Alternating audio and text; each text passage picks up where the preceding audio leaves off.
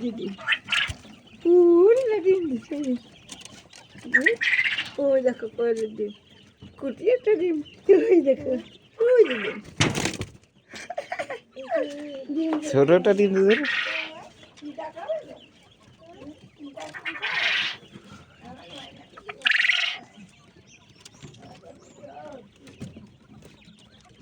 ওই খাবার পাল্টাই দেবে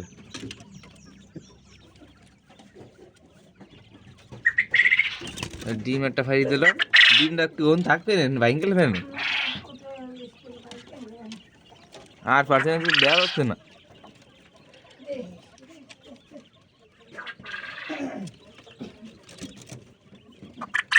এমনি তাহলে ডিম পাওয়া যাচ্ছে তাহলে নতুন ফ্রিজ দিতে হবে